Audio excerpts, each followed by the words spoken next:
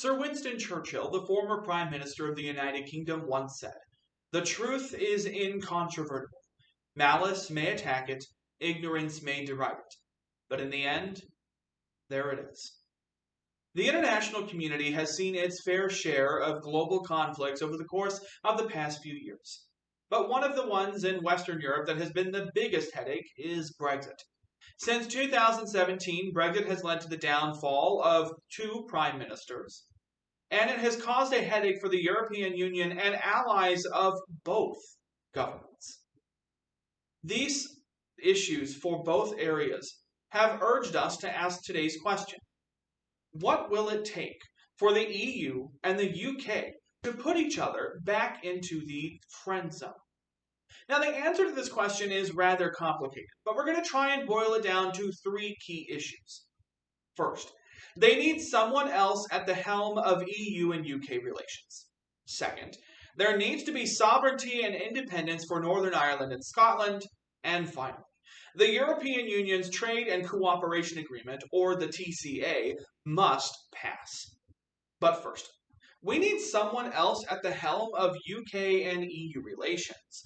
According to the Financial Times, on February 17th of this year, Lord David Frost was tapped by Prime Minister Boris Johnson to become the next head of EU and UK relations. After negotiating the Brexit deal, which included issues such as shellfish exports, border disputes, chemical regulations, and the complicated visa process, it was believed that Lord Frost would be a good candidate for this position. Unfortunately, on February 27th, Reuters tells us that Frost's new role is his fourth role in just 2 months. He had been the lead negotiator for the Brexit deal. He'd been an advisor for EU and international affairs and a head of the Foreign Office under Boris Johnson's administration before being tapped to lead this new role. The problem is that he's very combative and divisive. The man can't get anything done, and he can't agree with anyone within his own party, leading The Guardian on March 5th of this year to write an opinion piece, citing that David Frost either needs to be controlled or sacked. It's clear that in order for any relationship to be beneficial to both areas and both governments, David Frost cannot be at the head of that relationship. But it's also important for us to recognize the need for sovereignty and independence for Northern Ireland and Scotland, two areas that are so long neglected by the Johnson government.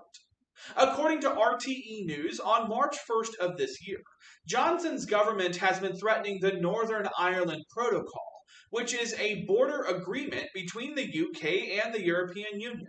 It has been in place for the past 2 years, but according to the Irish Times on March 4th, Johnson's government is threatening that protocol. Britain has violated the Northern Ireland Protocol by announcing border checks at that border up until October of this year, leading Northern Ireland and the European Union to accuse Britain of violating international law. The Northern Ireland Protocol is meant to protect the sovereignty of the people of Northern Ireland and its government. And the violation of that protocol and international law has become a major issue in elections coming up in just a few months. Boris Johnson's government continues to violate the sovereignty of Northern Ireland, and it's being recognized by people in another country, Scotland. According to the Scotland Herald, on March 4th of this year, a majority of voters now support leaving the United Kingdom altogether in a new poll that was conducted last week. 53% of all Scottish residents said that they would vote in favor of leaving the United Kingdom because they understand that their sovereignty and their independence is far more important than Boris Johnson's own personal goals. What has to happen in order for both the European Union and the UK to put each other back into the friend zone is an agreement to protect the sovereignty and independence of both Northern Ireland and Scotland. But there's one final thing that can happen in order to benefit the relationship: the passage of the European Union's Trade and Cooperation Agreement. A vote coming up in April proves this. According to The Economist, on February 24th of this year, the TCA, as it is called, is a key issue in elections, not just for Johnson's Conservative government, but for the Democratic Unionist Party and other parts of the United Kingdom. This agreement is going to be critical to establishing a relationship that is beneficial to the EU and the UK. In fact, the BBC tells us on March 1st of this year that the TCA is a step towards the inauguration of a new, harmonious relationship between both governments. Johnson and the European Union have to work together. Signing the TCA in April is going to be critical for both governments to do that. According to The Independent on March 2nd of this year, the TCA would handle issues like the Northern Ireland Protocol, the EU delegation to the United Kingdom, and it would talk about issues like shellfish exports and the visa program that has become a headache for the UK government and the EU.